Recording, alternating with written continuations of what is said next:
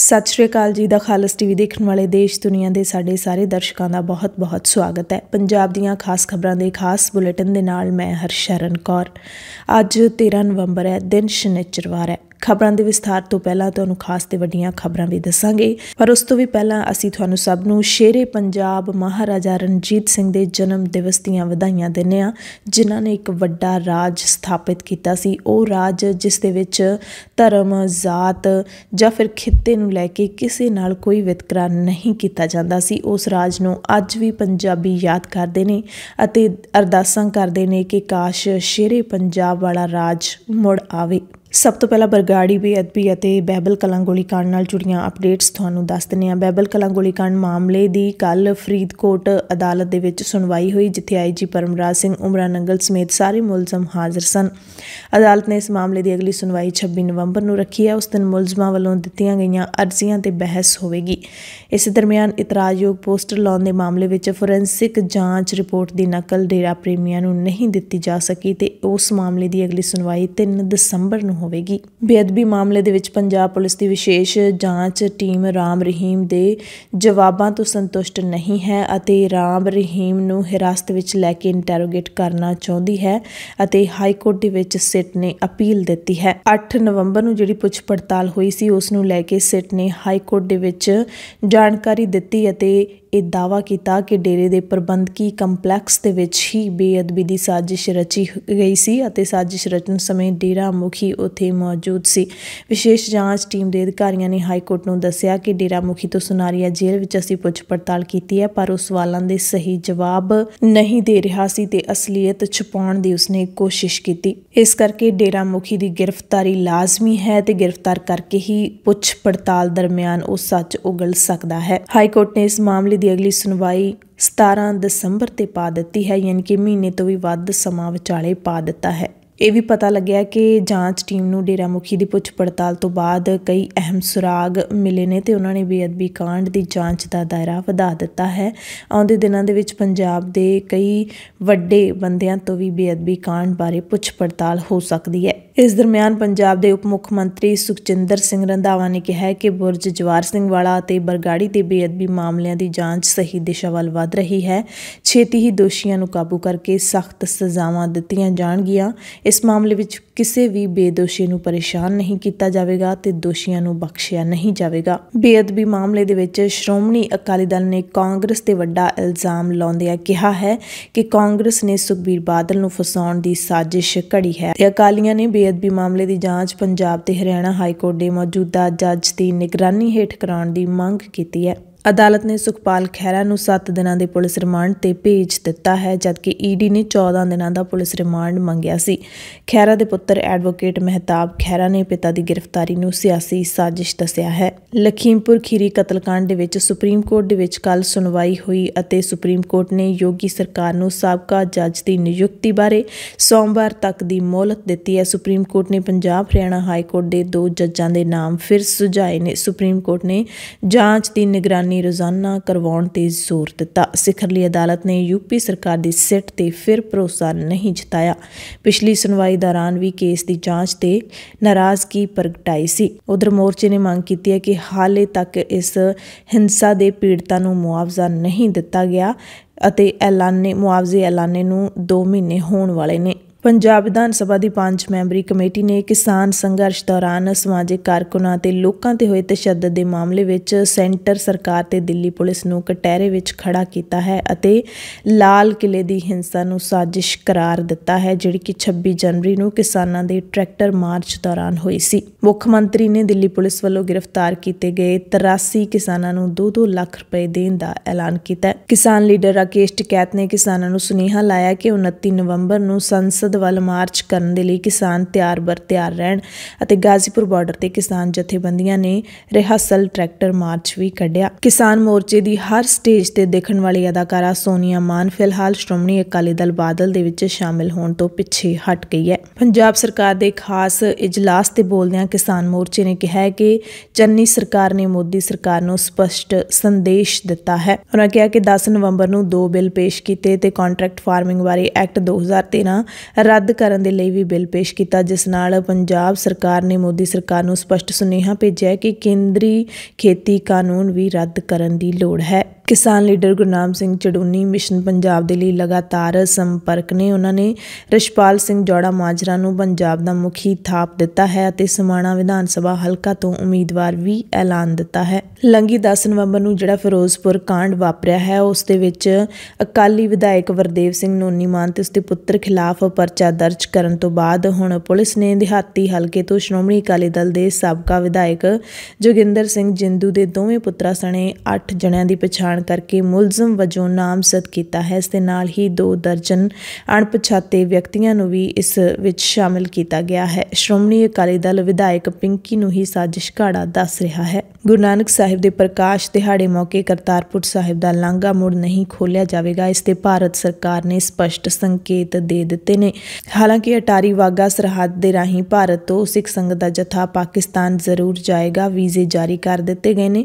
SGPC ਨੇ 1046 ਸ਼ਰਧਾਲੂਆਂ ਦੇ ਪਾਸਪੋਰਟ ਵੀਜ਼ਾ ਲੱਗਣ ਲਈ ਭੇਜੇ ਸੀ, ਜਿਨ੍ਹਾਂ ਵਿੱਚੋਂ 855 ਨੂੰ ਵੀਜ਼ਾ ਦਿੱਤਾ ਗਿਆ ਹੈ ਪਾਕਿਸਤਾਨੀ ਸਫਾਰਤਖਾਨੇ ਵੱਲੋਂ, ਜਦਕਿ 191 ਮੈਂਬਰਾਂ ਨੂੰ ਵੀਜ਼ੇ ਤੋਂ ਨਾਂਹ ਕਰ ਦਿੱਤੀ ਗਈ ਹੈ। ਇਹ ਜਾਣਕਾਰੀ ਸ਼੍ਰੋਮਣੀ ਗੁਰਦੁਆਰਾ ਪ੍ਰਬੰਧਕ ਕਮੇਟੀ ਦੇ ਵੱਲੋਂ ਦਿੱਤੀ ਗਈ ਹੈ। ਦੂਸਰੇ ਪਾਸੇ ਪਾਕਿਸਤਾਨ ਦੂਤਾਵਾਸ ਨੇ ਬਿਆਨ ਜਾਰੀ ਕਰਕੇ ਦੱਸਿਆ ਕਿ ਕੁੱਲ 3000 ਸਿੱਖ ਸ਼ਰਧਾਲੂਆਂ ਨੂੰ ਵੀਜ਼ੇ ਜਾਰੀ ਕਰਨ ਦੀ ਪੁਸ਼ਟੀ ਕੀਤੀ ਗਈ ਹੈ, ਕਿਉਂਕਿ ਇਹਨਾਂ ਦੇ ਵਿੱਚੋਂ ਸਾਰੇ SGPC ਦੇ ਵੀਜ਼ੇ ਨਹੀਂ ਹੁੰਦੇ। ਕਈ ਵੀਜ਼ੇ ਹੋਰ ਸੰਸਥਾਵਾਂ ਦੇ ਵੱਲੋਂ ਵੀ ਅਪਲਾਈ ਕੀਤੇ ਜਾਂਦੇ ਨੇ। ਸਿੱਖ ਤੇ ਕਿਸਾਨ ਲੀਡਰ ਬਲਦੇਵ ਸਿੰਘ ਸਿਰਸਾ ਨੇ ਸਿੱਖ ਗੁਰਦੁਆਰਾ ਜੁਡੀਸ਼ੀਅਲ ਕਮਿਸ਼ਨ ਦੇ ਵਿੱਚ ਇੱਕ ਪਟੀਸ਼ਨ ਦਾਇਰ ਕਰਕੇ SGPC ਤੇ ਸਿੱਖ ਸਿਧਾਂਤਾਂ ਨੂੰ ਅਣਡਿੱਠ ਕਰਨ ਦਾ ਦੋਸ਼ ਲਾਇਆ ਹੈ। ਆਪਣੀ ਪਟੀਸ਼ਨ ਦੇ ਵਿੱਚ ਸਿੱਖ ਲੀਡਰ ਨੇ ਦੋਸ਼ ਲਾਇਆ ਕਿ ਸਿੱਖ ਧਰਮ ਦੇ ਵਿੱਚ ਮੱਸਿਆ, ਪੁੰਨਿਆ ਤੇ ਸੰਗਰਾਂਦ ਦਾ ਕੋਈ ਮਹੱਤਵ ਨਹੀਂ ਹੈ। ਬਾਵਜੂਦ ਇਸ ਦੇ ਸੱਚਖੰਡ ਸ੍ਰੀ ਦਰਬਾਰ ਸਾਹਿਬ ਕੈਂਪਸ ਦੇ ਵਿੱਚ ਮੱਸਿਆ, ਪੁੰਨਿਆ ਤੇ ਸੰਗਰਾਂਦ ਦੀਆਂ ਤਰੀਕਾਂ ਨੂੰ ਦਰਸਾਉਂਦਾ ਬੋਰਡ ਲਾਇਆ ਗਿਆ ਹੈ। ਇਹ ਬੋਰਡ ਹਟਾਇਆ ਜਾਣਾ ਚਾਹੀਦਾ ਹੈ। ਸਿੱਖ ਧਰਮ ਤੇ ਸਿਧਾਂਤਾਂ ਦੇ ਖਿਲਾਫ ਹੈ। ਦੇਸ਼ ਦੇ ਆਜ਼ਾਦੀ ਘੁਲਾਟੀਆਂ ਦਾ ਅਪਮਾਨ ਕਰਨ ਵਾਲੀ ਅਦਾਕਾਰਾ ਕੰਗਨਾ ਰਣੌਤ ਦੇ ਖਿਲਾਫ ਰਾਜਸਥਾਨ ਦੇ ਜੋਧਪੁਰ ਦੇ ਵਿੱਚ ਸ਼ਿਕਾਇਤ ਦਰਜ ਕਰਵਾਈ ਗਈ ਹੈ।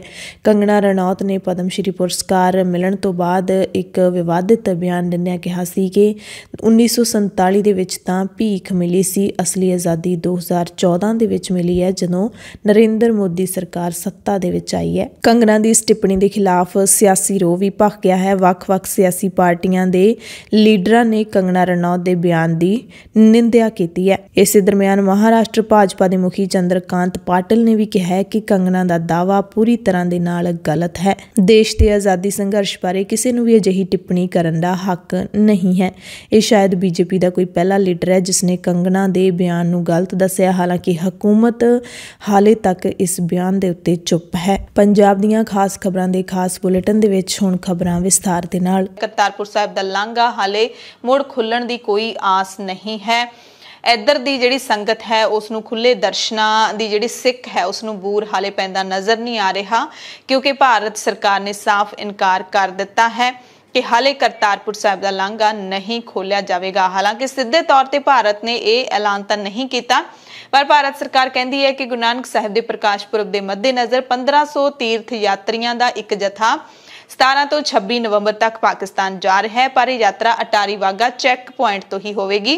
ਤੇ ਇਹ ਜਿਹੜਾ ਬਿਆਨ ਹੈ ਇਸ ਗੱਲ ਦੀ ਗਵਾਹੀ ਭਰਦਾ ਹੈ ਕਿ ਜੇ ਅਟਾਰੀ ਵਾਹਗਾ ਸਰਹੱਦ ਦੇ ਰਾਹੀਂ ਯਾਤਰੀ ਜਾਣਗੇ, ਯਾਨੀ ਕਿ ਕਰਤਾਰਪੁਰ ਸਾਹਿਬ ਦਾ ਲਾਂਘਾ ਖੋਲਣ ਦਾ ਹਾਲੇ ਸਰਕਾਰ ਦਾ ਕੋਈ ਇਰਾਦਾ ਨਹੀਂ ਹੈ।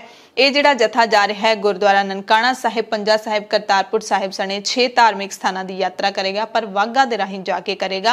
ਇਹ ਯਾਤਰਾ 1974 ਦੇ ਤੀਰਥ ਯਾਤਰਾ ਪ੍ਰੋਟੋਕੋਲ ਦੇ ਤਹਿਤ ਹੋਵੇਗੀ। ਸੋ ਭਾਰਤ ਸਰਕਾਰ ਨੇ ਪਾਕਿਸਤਾਨ ਸਰਕਾਰ ਦੀ ਪੇਸ਼ਕਸ਼ ਨੂੰ ਵੀ ਕਹਿ ਸਕਦੇ ਹਾਂ ਕਿ ਇਨਡਾਇਰੈਕਟਲੀ ਰੱਦ ਕਰ ਦਿੱਤਾ ਹੈ, ਨਾਮਨਜ਼ੂਰ ਕਰ ਦਿੱਤਾ ਹੈ। ਪਾਕਿਸਤਾਨ ਦੀ ਇਮਰਾਨ ਸਰਕਾਰ ਨੇ 2 ਸਾਲ ਦੂਜੀ ਵਰ੍ਹੇਗੰਢ ਦੇ ਮੌਕੇ ਇਹ ਭਾਰਤ ਸਰਕਾਰ ਨੂੰ ਸੁਨੇਹਾ ਭੇਜਿਆ ਸੀ ਕਿ ਅਸੀਂ ਲਾਂਘਾ ਖੋਲਣ ਨੂੰ ਤਿਆਰ ਹਾਂ, ਤੁਸੀਂ ਵੀ ਹੁਣ ਲਾਂਘਾ ਖੋਲ ਦਿਓ।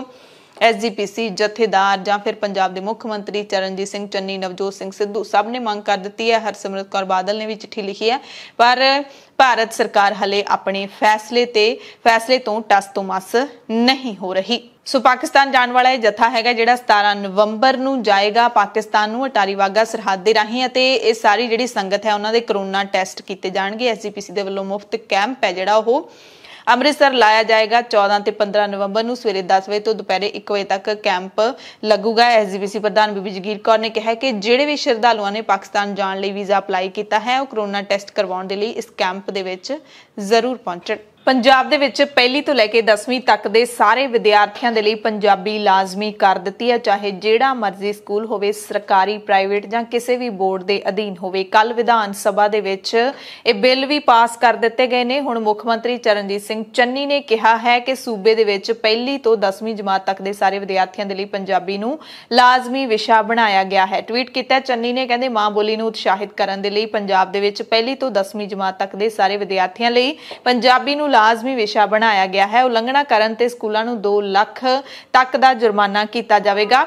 ਹੁਣ ਦਫ਼ਤਰਾਂ ਦੇ ਵਿੱਚ ਪੰਜਾਬੀ ਲਾਜ਼ਮੀ ਕਰ ਦਿੱਤੀ ਗਈ ਹੈ ਤੇ ਸੂਬੇ ਅੰਦਰ ਹਰ ਬੋਰਡ ਤੇ ਪੰਜਾਬੀ ਭਾਸ਼ਾ ਸਭ ਤੋਂ ਸਿਖਰਲੇ ਨੰਬਰ ਤੇ ਲਿਖੀ ਜਾਵੇਗੀ। ਸੋ ਮੁੱਖ ਮੰਤਰੀ ਚੰਨੀ ਨੇ ਇਸ ਦਾ ਐਲਾਨ ਕਰ ਦਿੱਤਾ ਹੈ। ਹਾਲਾਂਕਿ ਪਹਿਲਾਂ ਵੀ ਇਹ ਜ਼ਰੂਰੀ ਸੀ, ਹੁਣ ਸਿਰਫ ਜੁਰਮਾਨਾ ਵਧਾਇਆ ਗਿਆ ਹੈ। ਇਹਦੇ ਵਿੱਚ ਸਭ ਤੋਂ ਅਹਿਮ ਗੱਲ ਇਹ ਹੈ ਕਿ ਨਿਯਮ ਤਾਂ ਪਹਿਲਾਂ ਤੋਂ ਹੀ ਸੀ, ਪਰ ਇਸ ਨੂੰ ਲਾਗੂ ਕਿਸ ਪੱਧਰ ਤੇ ਕਰਵਾਇਆ ਜਾਂਦਾ ਹੈ, ਕਿਸ ਹੱਦ ਤੱਕ ਇਹ ਤੇ ਸਖਤੀ ਰੱਖੀ ਜਾਂਦੀ ਹੈ, ਇਹ ਮੁੱਖ ਮੰਤਰੀ ਚਰਨਜੀਤ ਸਿੰਘ ਚੰਨੀ ਦੀ ਅਗਵਾਈ ਵਾਲੀ ਸਰਕਾਰ ਹੈ ਜਿਹੜੀ ਉਹਦੀ ਜ਼ਿੰਮੇਵਾਰੀ ਹੈ।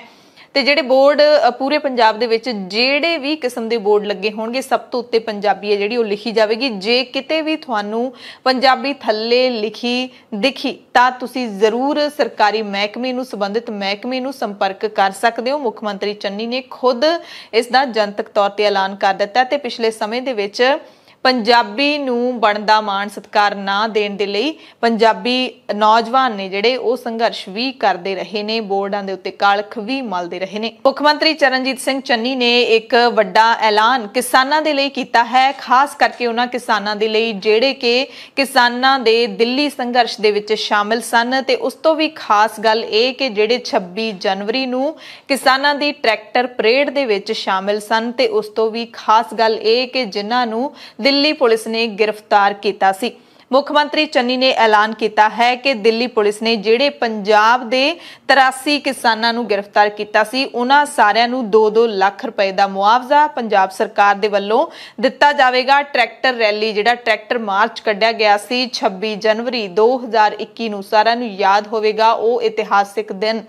ਹਾਲਾਂਕਿ ਕਿਸਾਨਾਂ ਦਾ ਇਲਜ਼ਾਮ ਹੈ ਕਿ ਜੋ ਉਸ ਦਿਨ ਗੜਬੜ ਹੋਈ ਸੀ ਉਹ ਦਿੱਲੀ ਪੁਲਿਸ ਦੀ ਸ਼ਹਿ ਤੇ ਹੋਈ ਸੀ, ਸਰਕਾਰ ਦੀ ਸ਼ਹਿ ਤੇ ਹੋਈ ਸੀ, ਨਹੀਂ ਤਾਂ ਉਹ ਦਿਨ ਜਿਹੜਾ ਇਤਿਹਾਸ ਦੇ ਪੰਨਿਆਂ ਦੇ ਵਿੱਚ ਲਿਖਿਆ ਗਿਆ ਹੈ। ਪਰ ਇਹ ਜਿਹੜੀਆਂ ਇੱਕਾ ਦੁੱਕਾ ਘਟਨਾਵਾਂ ਹੋਈਆਂ ਸੀ ਉਹਨਾਂ ਕਰਕੇ ਕਿਸਾਨਾਂ ਦੇ ਅੰਦੋਲਨ ਨੂੰ ਕਾਫੀ ਜਿਹੜੀ ਢਾਹ ਜ਼ਰੂਰ ਲੱਗੀ ਸੀ। ਉਸ ਤੋਂ ਬਾਅਦ ਮੋਰਚੇ ਦੇ ਵਿੱਚ ਗਿਣਤੀ ਇੱਕਦਮ ਘਟ ਗਈ ਸੀ। ਉਸ ਤੋਂ ਬਾਅਦ ਦੇ ਜਿਹੜੇ ਜਨਵਰੀ ਦੇ ਦਿਨ ਸੀ ਉਹ ਇੱਕ ਤਰੀਕੇ ਨਾਲ ਕਿਸਾਨਾਂ ਦੇ ਅਸਲੀ ਸੰਘਰਸ਼ ਦੇ ਦਿਨ ਕਹੇ ਜਾ ਸਕਦੇ ਨੇ। ਕਿਸਾਨ ਮੋਰਚੇ ਦੇ ਵਿੱਚ ਕਈ ਮੋੜ ਆਉਣ ਦੀ ਸੰਭਾਵਨਾ ਸੀ ਤੇ ਸਰਕਾਰ ਨੂੰ ਲੱਗਦਾ ਸੀ ਕਿ ਕਿਸਾਨ ਇੱਥੋਂ ਉੱਠ ਕੇ ਚਲੇ ਜਾਣਗੇ, ਪਰ ਅਜਿਹਾ ਕੁਝ ਨਹੀਂ ਹੋਇਆ ਸੀ। ਮੋਰਚਾ ਟੁੱਟਣ ਦੇ ਬਿਲਕੁਲ ਐਨ ਕਿਨਾਰੇ ਤੇ ਜਾ ਕੇ ਮੁੜ ਤੋਂ ਜੁੜਦਾ ਰਿਹਾ ਹੈ। ਇਹੀ ਕਿਸਾਨ ਮੋਰਚੇ ਦੀ ਖਾਸੀਅਤ ਹੈ।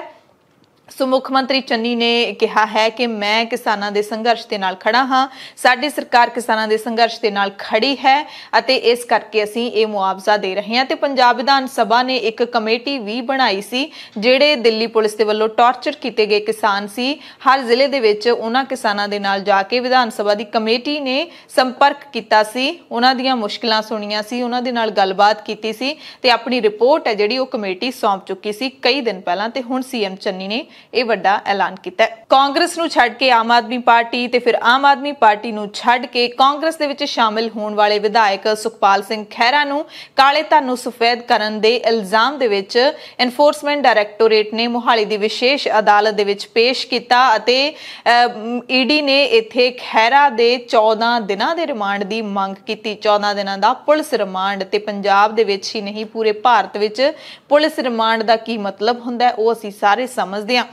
ਜਦਕਿ ਬਚਾਅ ਧਿਰ ਦੇ ਵਕੀਲਾਂ ਦਾ ਕਹਿਣਾ ਹੈ, ਯਾਨੀ ਕਿ ਸੁਖਪਾਲ ਖਹਿਰਾ ਦੇ ਵਕੀਲਾਂ ਦਾ ਕਹਿਣਾ ਕਿ ਗ੍ਰਿਫਤਾਰੀ ਸਿਆਸਤ ਤੋਂ ਪ੍ਰੇਰਿਤ ਹੈ ਤੇ ਸੁਖਪਾਲ ਖਹਿਰਾ ਨੂੰ ਇੱਕ ਦਿਨ ਪਹਿਲਾਂ ਰਾਤ ਨੂੰ ਚੰਡੀਗੜ੍ਹ ਤੋਂ ਗ੍ਰਿਫਤਾਰ ਕੀਤਾ ਗਿਆ ਸੀ।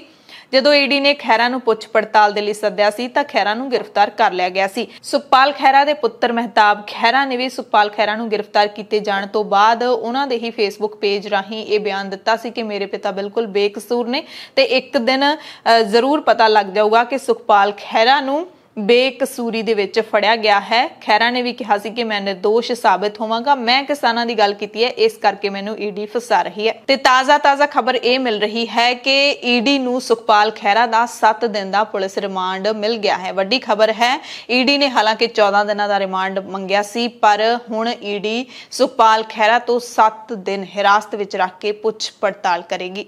ਬੇਅਦਬੀ ਮਾਮਲੇ ਦੇ ਵਿੱਚ ਜਾਂਚ ਕਰ ਰਹੀ ਸਿਟ ਨੇ ਹਾਈਕੋਰਟ ਦੇ ਵਿੱਚ ਅਪੀਲ ਕਰਦਿਆਂ ਬਲਾਤਕਾਰੀ ਤੇ ਕਾਤਲ ਸਾਧ ਡੇਰਾ ਸਿਰਸਾ ਮੁਖੀ ਰਾਮ ਰਹੀਮ ਦੀ ਹਿਰਾਸਤੀ ਇੰਟਰੋਗੇਸ਼ਨ ਦੀ ਇਜਾਜ਼ਤ ਮੰਗੀ ਹੈ। ਡੇਰਾ ਮੁਖੀ ਵੱਲੋਂ ਪ੍ਰੋਡਕਸ਼ਨ ਵਾਰੰਟ ਰੱਦ ਕਰਨ ਦੀ ਅਰਜ਼ੀ ਖਾਰਜ ਕਰਨ ਦੀ ਵੀ ਸਿਟ ਨੇ ਮੰਗ ਕੀਤੀ ਹੈ। ਸੂਤਰ ਦੱਸਦੇ ਨੇ ਕਿ ਸਿਟ ਨੇ ਦਾਇਰ ਕੀਤੇ ਗਏ ਆਪਣੇ ਹਲਫੀਆ ਬਿਆਨ ਦੇ ਵਿੱਚ ਰੋਹਤਕ ਜੇਲ੍ਹ ਦੇ ਵਿੱਚ ਡੇਰਾ ਮੁਖੀ ਦੀ ਪੁੱਛਗਿੱਛ ਦਾ ਵੇਰਵਾ ਦਿੰਦਿਆਂ ਦੱਸਿਆ ਕਿ ਉਹ ਜਾਂਚ ਦੇ ਵਿੱਚ ਸਹਿਯੋਗ ਨਹੀਂ ਕਰ ਰਿਹਾ ਸੀ, ਇਸ ਲਈ ਉਸ ਨੂੰ ਪੁਲਿਸ ਕਸਟਡੀ ਦੇ ਵਿੱਚ ਲੈਣਾ ਬਹੁਤ ਜ਼ਰੂਰੀ ਹੈ। ਬਟਾਲਾ ਦੇ ਐਸਐਸਪੀ ਮੁਖਵਿੰਦਰ ਸਿੰਘ ਭੁੱਲਰ ਰਾਹੀਂ ਦਾਇਰ ਕੀਤੇ ਗਏ ਹਲਫੀਆ ਬਿਆਨ ਦੇ ਵਿੱਚ ਕਿਹਾ ਗਿਆ ਕਿ ਹਾਈਕੋਰਟ ਦੇ ਹੁਕਮਾਂ ਦੇ ਮੁਤਾਬਿਕ ਸਿਟ ਨੇ ਜੇਲ੍ਹ ਦੇ ਵਿੱਚ ਸੁਨਾਰੀਆ ਜੇਲ੍ਹ ਦੇ ਵਿੱਚ ਡੇਰਾ ਮੁਖੀ ਤੋਂ ਪੁੱਛਗਿੱਛ ਕੀਤੀ। ਰਾਮ ਰਹੀਮ ਨੇ ਸਵਾਲਾਂ ਦੇ ਜਵਾਬ ਤਾਂ ਦਿੱਤੇ, ਪਰ ਅਸਲ ਦੇ ਵਿੱਚ ਉਸਨੇ ਜਾਂਚ ਕੋਈ ਸਹਿਯੋਗ ਨਹੀਂ ਦਿੱਤਾ, ਕਿਉਂਕਿ ਉਸਦੇ ਜਵਾਬ ਅਸਲੀ ਤੱਥਾਂ ਤੋਂ ਟਾਲਾ ਵੱਟਣ ਵਾਲੇ ਸਨ ਤੇ ਉਹ ਬੇਅਦਬੀ ਦੇ ਜੁਰਮ ਮੌਕੇ ਆਪਣੇ ਆਲੇ ਦੁਆਲੇ ਅਗਿਆਨਤਾ ਦਾ ਢੋਂਗ ਹੀ ਕਰਦਾ ਰਿਹਾ। ਇਸ ਲਈ ਡੇਰਾ ਮੁਖੀ ਦੀ ਪਟੀਸ਼ਨ ਹੈ ਜਿਹੜੀ ਉਹ ਰੱਦ ਕੀਤੀ ਜਾਵੇ, ਕਿਉਂਕਿ 2015 ਦੇ ਵਿੱਚ ਸ੍ਰੀ ਗੁਰੂ ਗ੍ਰੰਥ ਸਾਹਿਬ ਜੀ ਦੀ ਬੇਅਦਬੀ ਦੇ ਹੋਏ ਜੁਰਮ ਦੀ ਪੂਰੀ ਸਾਜ਼ਿਸ਼ ਬੇਨਕਾਬ ਕਰਨ ਦੇ ਲਈ ਉਸ ਦੀ ਹਿਰਾਸਤੀ ਇੰਟਰੋਗੇਸ਼ਨ ਲਾਜ਼ਮੀ ਹੈ, ਯਾਨੀ ਕਿ ਪੁਲਿਸ ਹਿਰਾਸਤ ਦੇ ਵਿੱਚ ਲੈ ਕੇ ਉਸ ਤੋਂ ਪੁੱਛ ਪੜਤਾਲ ਕਰਨੀ ਲਾਜ਼ਮੀ ਹੈ। ਸਿਟ ਨੇ ਆਪਣੇ ਹਲਫੀਆ ਬਿਆਨ ਦੇ ਨਾਲ ਡੇਰਾ ਮੁਖੀ ਨੂੰ ਪੁੱਛੇ ਗਏ ਸਵਾਲਾਂ ਤੇ ਉਸ ਵੱਲੋਂ ਦਿੱਤੇ ਗਏ ਜਵਾਬਾਂ ਦਾ ਪੂਰਾ ਵੇਰਵਾ ਨੱਥੀ ਕੀਤਾ ਹੈ। 8 ਨਵੰਬਰ ਨੂੰ ਪੰਜਾਬ ਪੁਲਿਸ ਦੀ ਸਿਟ ਹੈ ਜਿਹੜੀ ਉਹ ਆਈਜੀ ਪਰਮਾਰ ਦੀ ਅਗਵਾਈ ਦੇ ਵਿੱਚ ਰਾਮ ਰਹੀਮ ਤੋਂ ਪੁੱਛਗਿੱਛ ਕਰਨ ਦੇ ਲਈ ਸੁਨਾਰੀਆ ਜੇਲ੍ਹ ਦੇ ਵਿੱਚ ਪਹੁੰਚੀ ਸੀ। 9 ਘੰਟੇ ਲੰਬੀ ਪੁੱਛ ਪੜਤਾਲ ਹੋਈ ਸੀ। ਬਾਹਰ ਆ ਕੇ ਪਰਮਾਰ ਨੇ ਕਿਸੇ ਵੀ ਸਵਾਲ ਦਾ ਜਵਾਬ ਜਿਹੜਾ ਹੈਗਾ ਉਹ ਸਪਸ਼ਟ ਤਰੀਕੇ ਨਾਲ ਨਹੀਂ ਦਿੱਤਾ ਸੀ। ਉਹਨਾਂ ਨੇ ਸਾਫ਼ ਇਹ ਕਿਹਾ ਸੀ ਕਿ 12 ਤਰੀਕ ਨੂੰ ਅਸੀਂ ਹਾਈ ਕੋਰਟ ਦੇ ਵਿੱਚ ਸਾਰੀ ਜਾਂਚ ਰਿਪੋਰਟ ਹੈ ਜਿਹੜੀ ਉਹ ਸੌਂਪ ਦੇਵਾਂਗੇ।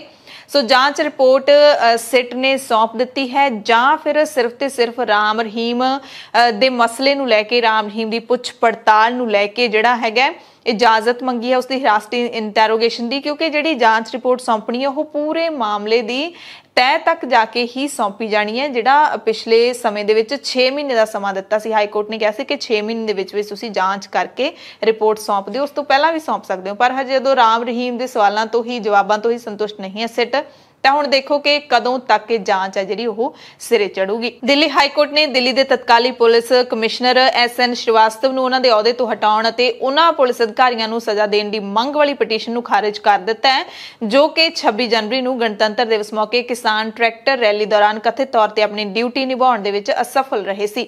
ਚੀਫ ਜਸਟਿਸ ਡੀਐਨ ਪਟੇਲ ਤੇ ਜੋਤੀ ਸਿੰਘ ਦੇ ਬੈਂਚ ਨੇ ਪਟੀਸ਼ਨਰ ਧਨੰਜਈ ਜੈਨ ਵੱਲੋਂ ਦਾਇਰ ਪਟੀਸ਼ਨ ਨੂੰ ਖਾਰਜ ਕਰ ਦਿੱਤਾ ਹੈ, ਕਿਉਂਕਿ ਪਟੀਸ਼ਨਕਰਤਾ ਦੇ ਪੱਖ ਤੋਂ ਕੋਈ ਵੀ ਇਸ ਮਾਮਲੇ ਦੇ ਵਿੱਚ ਪੇਸ਼ ਨਹੀਂ ਹੋਇਆ, ਯਾਨੀ ਕਿ ਪੁਲਿਸ ਅਧਿਕਾਰੀ ਇਸ ਮਾਮਲੇ ਦੇ ਵਿੱਚ ਬਚ ਗਏ ਨੇ। ਉਹ ਪੁਲਿਸ ਅਧਿਕਾਰੀ ਜਿਨ੍ਹਾਂ ਦੇ ਖਿਲਾਫ ਉਲੰਘਣਾ ਦੇ ਇਲਜ਼ਾਮ ਲੱਗੇ ਸੀ, ਆਪਣੀ ਡਿਊਟੀ ਨਿਭਾਉਣ ਦੇ ਵਿੱਚ ਅਸਫਲ ਰਹੇ ਸੀ, ਤੇ ਉਹਨਾਂ ਪੁਲਿਸ ਅਧਿਕਾਰੀਆਂ ਨੂੰ ਸਜ਼ਾ ਦੇਣ ਦੀ ਮੰਗ ਕਰਨ ਵਾਲੀ ਪਟੀਸ਼ਨ ਹੈ ਜਿਹੜੀ ਉਹ ਦਿੱਲੀ ਹਾਈ ਕੋਰਟ ਨੇ ਰੱਦ ਕੀਤੀ ਹੈ। ਅਗਲੀ ਖਬਰ ਯੂਪੀ ਦੇ ਲਖੀਮਪੁਰ ਖੀਰੀ ਕਤਲकांड ਦੇ ਨਾਲ ਜੁੜੀ ਹੋਈ ਹੈ। ਸੁਣਵਾਈ ਜਿਹੜੀ ਹੋਣੀ ਸੀ ਉਹ ਮੁਲਤਵੀ ਕਰ ਦਿੱਤੀ ਗਈ ਹੈ। ਸੁਪਰੀਮ ਕੋਰਟ ਦੇ ਵਿੱਚ 12 ਨਵੰਬਰ ਨੂੰ ਸੁਣਵਾਈ ਹੋਣੀ ਸੀ, ਪਰ ਮੁਲਤਵੀ ਕਰ ਦਿੱਤੀ ਗਈ ਹੈ 15 ਨਵੰਬਰ ਤੱਕ।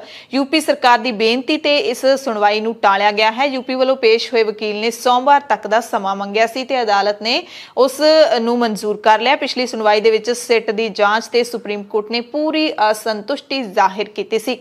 ਸਿਖਰਲੀ ਅਦਾਲਤ ਨੇ ਯੂਪੀ ਸਰਕਾਰ ਨੂੰ, ਯੋਗੀ ਸਰਕਾਰ ਨੂੰ ਝਾੜ ਪਾਉਂਦਿਆਂ ਕਿਹਾ ਸੀ ਕਿ ਕਿਉਂ ਨਾ ਇਸ ਮਸਲੇ ਦੀ ਜਾਂਚ ਹੈ ਜਿਹੜੀ ਉਹ ਸੂਬੇ ਤੋਂ ਬਾਹਰੋਂ ਹਾਈ ਕੋਰਟ ਦੇ ਸੇਵਾ ਮੁਕਤ ਜੱਜ ਤੋਂ ਕਰਵਾਈ ਜਾਵੇ। ਨਿਗਰਾਨੀ ਲਈ ਪੰਜਾਬ ਹਰਿਆਣਾ ਹਾਈ ਕੋਰਟ ਦੇ ਸੇਵਾ ਮੁਕਤ ਜੱਜ ਦੀ ਨਿਯੁਕਤੀ ਦੀ ਸਲਾਹ ਵੀ ਸੁਪਰੀਮ ਕੋਰਟ ਨੇ ਦਿੱਤੀ ਸੀ ਤੇ ਯੂਪੀ ਸਰਕਾਰ ਦੇ ਵਕੀਲ ਹਰੀਸ਼ ਸਾਲਵੇ ਨੇ ਹੋਰ ਸਮਾਂ ਮੰਗਿਆ ਹੈ। ਅਦਾਲਤ ਨੇ ਇਸ ਨੂੰ ਸਵੀਕਾਰ ਕਰ ਲਿਆ। ਯੂਪੀ ਸਰਕਾਰ ਨੇ ਜਾਂਚ ਪ੍ਰਕਿਰਿਆ ਬਾਰੇ ਸੁਪਰੀਮ ਕੋਰਟ ਦੇ ਵਿੱਚ ਹਲਫਨਾਮਾ ਦਾਇਰ ਕਰਨਾ ਸੀ, ਪਰ ਹਾਲੇ ਹਲਫਨਾਮਾ ਤਿਆਰ ਨਹੀਂ ਹੋਇਆ। ਕਿਸਾਨ ਮੋਰਚੇ ਨੇ ਜਾਣਕਾਰੀ ਦਿੱਤੀ ਹੈ ਕਿ ਸੁਪਰੀਮ ਕੋਰਟ ਨੇ ਇਸ ਸੁਣਵਾਈ ਦੇ ਵਿੱਚ ਜਿਹੜੇ ਇੱਕ ਗਵਾਹ ਹੈਗੇ ਨੇ, ਕੇਸ ਦੇ ਮੁੱਖ ਗਵਾਹਾਂ ਦੇ ਵਿੱਚੋਂ ਇੱਕ ਗਵਾਹ ਅਤੇ ਕਿਸਾਨ ਲੀਡਰ ਤੇਜਿੰਦਰ ਸਿੰਘ ਵਿਰਕ, ਉਹਨਾਂ ਨੂੰ ਵੀ ਅਦਾਲਤ ਦੇ ਵਿੱਚ ਸੱਦਿਆ ਗਿਆ ਸੀ। 17 ਦਿਨਾਂ ਤੱਕ ਉਹ ਜ਼ਖਮੀ ਸਨ, ਹਸਪਤਾਲ ਦੇ ਵਿੱਚ ਦਾਖਲ ਸਨ। ਯੂਪੀ ਸਰਕਾਰ ਦੀ ਜਾਂਚ ਟੀਮ ਦੇ ਵੱਲੋਂ ਆਪਣੀ ਗਵਾਹੀ ਦੇ ਲਈ ਵਿਸ਼ੇਸ਼ ਤੌਰ ਤੇ ਵਿਰਕ ਨੂੰ ਬੁਲਾਇਆ ਗਿਆ ਸੀ। 225 ਕਿਲੋਮੀਟਰ ਦਾ ਸਫ਼ਰ ਤੈਅ ਕਰਨ ਤੋਂ ਬਾਅਦ ਵਿਰਕ ਨੂੰ ਸਾਰਾ ਦਿਨ ਕਹਿੰਦੇ ਬਿਠਾ ਕੇ ਰੱਖਿਆ, ਕੋਈ ਬਿਆਨ ਦਰਜ ਨਹੀਂ ਕੀਤਾ ਗਿਆ। ਸੁਰੱਖਿਆ ਦੇਣ ਤੋਂ ਵੀ ਇਨਕਾਰ ਕੀਤਾ ਗਿਆ ਹੈ। ਸੁਪਰੀਮ ਕੋਰਟ ਨੇ यूपी ਸਰਕਾਰ ਨੂੰ ਨਸੀਹਤ ਵੀ ਦਿੱਤੀ ਸੀ, ਪਹਿਲੀਆਂ ਸੁਣਵਾਈਆਂ ਦੇ ਵਿੱਚ ਹੀ ਨਸੀਹਤ ਦੇ ਦਿੱਤੀ ਸੀ ਕਿ ਗਵਾਹਾਂ ਨੂੰ ਪੂਰੀ ਸੁਰੱਖਿਆ ਦਿੱਤੀ ਜਾਵੇ, ਪਰ ਕਿਸਾਨ ਮੋਰਚੇ ਦਾ ਇਲਜ਼ਾਮ ਹੈ ਕਿ ਵਿਰਕ ਨੂੰ ਕੋਈ ਸੁਰੱਖਿਆ ਨਹੀਂ ਦਿੱਤੀ ਗਈ। ਸਰਕਾਰ ਦੇ ਵੱਲੋਂ ਜਾਂਚ ਨੂੰ ਘਸੀਟਣ ਅਤੇ ਮਾਮਲੇ ਦੇ ਵਿੱਚ ਨਿਆਂ ਦੇਣ ਤੋਂ ਇਨਕਾਰ ਕਰਨ ਦੇ ਸਪਸ਼ਟ ਸੰਕੇਤ ਨੇ ਤੇ ਇਹਨਾਂ ਨੂੰ ਅਸੀਂ ਸਵੀਕਾਰ ਨਹੀਂ ਕਰਾਂਗੇ। ਅਤੇ ਸੰਯੁਕਤ ਕਿਸਾਨ ਮੋਰਚੇ ਨੇ ਸਿੱਟ ਦੇ ਇਸ ਵਿਵਹਾਰ ਦੀ ਨਿੰਦਿਆ ਵੀ ਕੀਤੀ ਹੈ, ਸੁਰੱਖਿਆ ਨਾ ਦੇਣ ਦੇ ਮਸਲੇ ਦੀ ਵੀ ਨਿੰਦਿਆ ਕੀਤੀ ਹੈ। ਨਾਲ ਹੀ ਮੋਰਚੇ ਨੇ ਇਹ ਵੀ ਦੱਸਿਆ ਕਿ ਜਿਹੜਾ ਜ਼ਖਮੀਆਂ ਨੂੰ ਅਤੇ ਮ੍ਰਿਤਕ ਕਿਸਾਨਾਂ ਦੇ ਪਰਿਵਾਰਾਂ ਨੂੰ, ਸ਼ਹੀਦ ਕਿਸਾਨਾਂ ਦੇ ਪਰਿਵਾਰਾਂ ਨੂੰ यूपी ਸਰਕਾਰ ਨੇ ਮੁਆਵਜ਼ਾ ਦੇਣ ਦਾ ਐਲਾਨ ਕੀਤਾ ਸੀ, ਉਹ ਹਾਲੇ ਤੱਕ ਨਹੀਂ ਦਿੱਤਾ ਗਿਆ। 10-10 ਲੱਖ ਰੁਪਏ ਦਾ ਮੁਆਵਜ਼ਾ ਦੇਣ ਦੀ ਸਹਿਮਤੀ ਬਣੀ ਸੀ, ਪਰ ਹਾਲੇ ਤੱਕ ਮੁਆਵਜ਼ਾ ਜਾਰੀ ਨਹੀਂ ਹੋਇਆ। ਕਿਸਾਨ ਮੋਰਚੇ ਨੇ ਤੁਰੰਤ ਮੁਆਵਜ਼ੇ ਦੀ ਮੰਗ ਕੀਤੀ ਹੈ। ਪੰਜਾਬ ਸਰਕਾਰ ਦੇ ਹੁਕਮਾਂ ਤੋਂ ਬਾਅਦ ਰਿਟਾਇਰਡ ਕਰਮਚਾਰੀਆਂ ਨੂੰ ਹਟਾਉਣ ਦੇ ਜਿਹੜੇ ਹੁਕਮ ਨੇ ਉਹ ਸਿੰਚਾਈ ਮਹਿਕਮੇ ਨੇ ਜਾਰੀ ਕਰ ਦਿੱਤੇ ਨੇ। ਸਿਰਫ ਤੇ ਸਿਰਫ ਲਾ ਅਫਸਰਾਂ ਨੂੰ ਇਸ ਦੇ ਵਿੱਚ ਛੋਟ ਦਿੱਤੀ ਗਈ ਹੈ। ਪੰਜਾਬ ਸਰਕਾਰ ਨੇ ਰਿਟਾਇਰਮੈਂਟ ਤੋਂ ਬਾਅਦ ਮੁੜ ਨਿਯੁਕਤ ਕੀਤੇ ਮੁਲਾਜ਼ਮਾਂ, ਅਫਸਰਾਂ ਤੇ ਅਧਿਕਾਰੀਆਂ ਨੂੰ ਤੁਰੰਤ ਹਟਾਉਣ ਦੇ ਹੁਕਮ ਜਾਰੀ ਕਰ ਦਿੱਤੇ ਸੀ ਤੇ ਹੁਣ ਸਿੰਚਾਈ ਮਹਿਕਮਾ ਇਸ ਨੂੰ ਲਾਗੂ ਕਰਨ ਵੀ ਲੱਗ ਗਿਆ। ਬਾਕੀ ਮਹਿਕਮਿਆਂ ਦਾ ਕੀ ਹਾਲ ਹੈ ਉਹ ਤੁਸੀਂ ਖੁਦ ਪੜਤਾਲ ਜ਼ਰੂਰ ਕਰਿਓ। ਚੰਡੀਗੜ੍ਹ, ਸ਼ਿਮਲਾ ਅਤੇ ਅੰਬਾਲਾ ਕੈਂਟ ਸਣੇ ਕਈ ਸ਼ਹਿਰਾਂ ਦੇ ਰੇਲਵੇ ਸਟੇਸ਼ਨ ਅਤੇ ਮੰਦਰ ਗੁਰਦੁਆਰੇ ਉਡਾਉਣ ਦੀ ਧਮਕੀ ਦਿੱਤੀ ਗਈ ਹੈ। ਵੱਡੀ ਖਬਰ ਹੈ ਕਿ DRM ਅੰਬਾਲਾ ਨੂੰ ਲਸ਼ਕਰੇ ਤੋਇਬਾ ਦੇ ਨਾਂ ਤੇ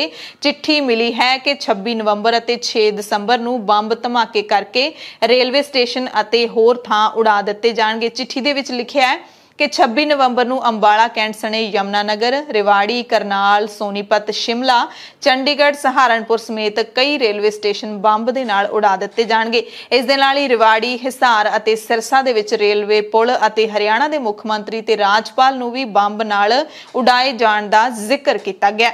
ਲਾਈਨਦਾਰ ਜਿਹੜੀ ਕਾਪੀ ਹੁੰਦੀ ਹੈ ਉਸ ਦੇ ਕਾਗਜ਼ ਦੇ ਉੱਤੇ ਲਿਖਿਆ ਗਿਆ ਜਿਹੜਾ ਵੀ ਮੈਟਰ ਲਿਖਿਆ ਗਿਆ ਹੈ ਖੁਦਾ ਹਾਫਿਜ਼ ਦੇ ਨਾਲ ਉਸ ਨੂੰ ਬੰਦ ਕੀਤਾ ਗਿਆ। ਇਸ ਚਿੱਠੀ ਦੇ ਅੰਤ ਵਿੱਚ ਲਿਖਣ ਵਾਲੇ ਨੇ ਆਪਣੇ ਆਪ ਨੂੰ ਏਰੀਆ ਕਮਾਂਡਰ ਦੱਸਦਿਆਂ ਆਪਣਾ ਨਾਮ ਉਮੀਮ ਸ਼ੇਖ ਲਿਖਿਆ। DRM ਨੂੰ ਭੇਜੇ ਗਏ ਇਸ ਧਮਕੀ ਭਰੀ ਚਿੱਠੀ ਦੇ ਆਧਾਰ ਤੇ ਰੇਲਵੇ ਸੁਰੱਖਿਆ ਬਲ ਦੇ ਯਾਤਰੀ ਸੁਰੱਖਿਆ ਇੰਸਪੈਕਟਰ ਸ਼ਾਮ ਸੁੰਦਰ ਨੇ ਥਾਣਾ ਪੜਾਓ ਦੇ ਵਿੱਚ ਅੱਤਵਾਦੀ ਜਥੇਬੰਦੀ ਲਸ਼ਕਰੇ ਤੋਇਬਾ ਦੇ ਉਮੀਮ ਸ਼ੇਖ ਦੇ ਖਿਲਾਫ ਮਾਮਲਾ ਦਰਜ ਕਰਵਾ ਦਿੱਤਾ ਹੈ। ਹਾਲਾਂਕਿ ਇਹ ਚਿੱਠੀ ਭਾਵੇਂ 29 ਅਕਤੂਬਰ ਨੂੰ ਮਿਲੀ ਸੀ, ਪਰ ਮਾਮਲਾ ਹੁਣ ਦਰਜ ਕੀਤਾ ਗਿਆ ਹੈ। ਇਸ ਤੋਂ ਪਹਿਲਾਂ ਵੀ ਲਸ਼ਕਰ ਦੇ ਵੱਲੋਂ ਅਜਿਹੀਆਂ ਕਈ ਧਮਕੀਆਂ ਮਿਲਦੀਆਂ ਰਹਿੰਦੀਆਂ ਨੇ ਜਿਹਦੇ ਵਿੱਚ ਰੇਲਵੇ ਸਟੇਸ਼ਨਾਂ ਨੂੰ ਬੰਬ ਨਾਲ ਉਡਾਉਣ ਦਾ ਜ਼ਿਕਰ ਕੀਤਾ ਗਿਆ ਹੁੰਦਾ ਹੈ ਅਤੇ ਮੰਦਰ, ਗੁਰਦੁਆਰੇ ਤੇ ਹੋਰ ਧਾਰਮਿਕ ਸਥਾਨ ਉਡਾਉਣ ਦੀਆਂ ਵੀ ਧਮਕੀਆਂ ਦਿੱਤੀਆਂ ਹੁੰਦੀਆਂ ਨੇ। ਅੰਬਾਲਾ ਕੈਂਟ ਰੇਲਵੇ ਸਟੇਸ਼ਨ ਦੀ ਪਾਰਕਿੰਗ ਵਿੱਚ ਕਾਰ ਵਿੱਚੋਂ RDX ਬਰਾਮਦ ਕੀਤੇ ਜਾਣ ਦੀ ਵੀ ਖਬਰ ਮਿਲੀ ਹੈ। 2 ਦਿਨ ਪਹਿਲਾਂ ਫਿਰੋਜ਼ਪੁਰ ਦੇ ਵਿੱਚ ਅਕਾਲੀਆਂ ਤੇ ਕਿਸਾਨਾਂ ਦੀ ਜਿਹੜੀ ਝੜਪ ਹੋਈ ਸੀ ਉਸ ਦੇ ਵਿੱਚ ਅਕਾਲੀ ਉਮੀਦਵਾਰ ਵਰਦੇਵ ਸਿੰਘ ਮਾਨ ਦੇ ਖਿਲਾਫ ਪਰਚਾ ਦਰਜ ਕੀਤਾ ਗਿਆ ਤੇ ਹੁਣ ਵਰਦੇਵ ਸਿੰਘ ਨੋਨੀ ਮਾਨ ਨੇ ਕਬੂਲਿਆ ਹੈ ਕਿ ਉਸਨੇ ਫਾਇਰ ਕੀਤਾ ਸੀ, ਪਰ ਉਸਨੇ ਸਾਰੀ ਘਟਨਾ ਦਾ ਸੱਚ ਵੀ ਦੱਸਿਆ ਹੈ। ਵਰਦੇਵ ਸਿੰਘ ਨੋਨੀ ਮਾਨ ਨੇ ਕਿਹਾ ਕਿ ਫਿਰੋਜ਼ਪੁਰ ਦੇ ਵਿੱਚ ਸਾਰਾ ਕੁਝ ਸਾਜ਼ਿਸ਼ ਦੇ ਤਹਿਤ ਹੋਇਆ, ਸਾਜ਼ਿਸ਼ ਤਹਿਤ ਹੀ ਮੇਰੇ ਤੇ ਪਰਚਾ ਦਰਜ ਹੋਇਆ ਹੈ। ਗੱਡੀ ਮੇਰਾ ਮੁੰਡਾ ਹੀ ਚਲਾ ਰਿਹਾ ਸੀ, ਉਸ ਤੇ ਵੀ ਪਰਚਾ ਦਰਜ ਕੀਤਾ ਗਿਆ ਹੈ। ਜਦੋਂ ਕਹਿੰਦੇ ਸਾਡੀ ਗੱਡੀ ਜਾਮ ਦੇ ਵਿੱਚ ਰੁਕੀ ਸੀ ਤਾਂ ਕੁਝ ਬੰਦੇ ਸਾਡੀ ਗੱਡੀ ਤੇ ਛਾਲ ਮਾਰ ਕੇ ਚੜ ਗਏ, ਕੁਝ ਨੇ ਸਾਡੀ ਗੱਡੀ ਨੂੰ ਘੇਰਾ ਪਾ ਲਿਆ, ਬਾਰੀਆਂ ਸ਼ੀਸ਼ੇ ਤੋੜਨੇ ਸ਼ੁਰੂ ਕਰ ਦਿੱਤੇ। ਉਸ ਵਕਤ ਭੱਜਣ ਦਾ ਕੋਈ ਚਾਰਾ ਨਹੀਂ ਸੀ, ਟ੍ਰੈਫਿਕ ਬਹੁਤ ਸੀ, ਅਸੀਂ 10-15 ਦੀ ਸਪੀਡ ਤੇ ਉੱਥੋਂ ਗੱਡੀ ਤੋਰੀ ਸੀ। ਅੱਗੇ ਜਾ ਕੇ ਗੱਡੀ ਫਿਰ ਜਾਮ ਦੇ ਵਿੱਚ ਫਸ ਗਈ ਤੇ ਪਿੱਛੋਂ ਬੰਦਿਆਂ ਨੇ ਆ ਕੇ ਸਾਡੀ ਗੱਡੀ ਤੇ ਹਮਲਾ ਕਰ ਦਿੱਤਾ ਸੀ। ਗੱਡੀ ਬੁਰੀ ਤਰ੍ਹਾਂ ਟੁੱਟੀ ਪਈ ਹੈ, ਤੁਸੀਂ ਦੇਖ ਸਕਦੇ ਹੋ। ਤੇ ਫਿਰ ਜਦੋਂ ਜਾਮ ਦੇ ਵਿੱਚ ਫਸੀ ਤੇ ਕੁਝ ਬੰਦਿਆਂ ਨੇ ਮੁੜ ਹਮਲਾ ਕੀਤਾ, ਉਦੋਂ ਫਿਰ ਮਜਬੂਰੀ ਦੇ ਵਿੱਚ ਸਾਨੂੰ ਹਵਾਈ ਫਾਇਰ ਕਰਨਾ ਪਿਆ। ਤੇ ਜਿਹੜੀਆਂ ਤਸਵੀਰਾਂ ਵਾਇਰਲ ਹੋਈਆਂ ਨੇ ਉਹਨਾਂ ਦੇ ਵਿੱਚ ਦੇਖਿਆ ਵੀ ਜਾ ਸਕਦਾ ਹੈ ਕਿ ਜਿਹੜਾ ਫਾਇਰ ਹੈ, ਜਿਹੜਾ ਬੰਦਾ ਗੱਡੀ ਦੇ ਵਿੱਚੋਂ ਫਾਇਰ ਕਰ ਰਿਹਾ ਉਸਦਾ ਹੱਥ ਅਸਮਾਨ ਵੱਲ ਨੂੰ ਚੱਕਿਆ ਹੋਇਆ ਹੈ ਤੇ ਜਿਹੜੀ ਪਿਸਟਲ ਹੈ ਉਸਦਾ ਮੂੰਹ ਵੀ ਅਸਮਾਨ ਵੱਲ ਨੂੰ ਹੈ। ਤੇ ਹੁਣ ਪੁਲਿਸ ਇਸ ਕੇਸ ਦੀ ਜਾਂਚ ਕਰਕੇ ਹੀ ਸਹੀ ਸੱਚ ਦੱਸ ਸਕਦੀ ਹੈ।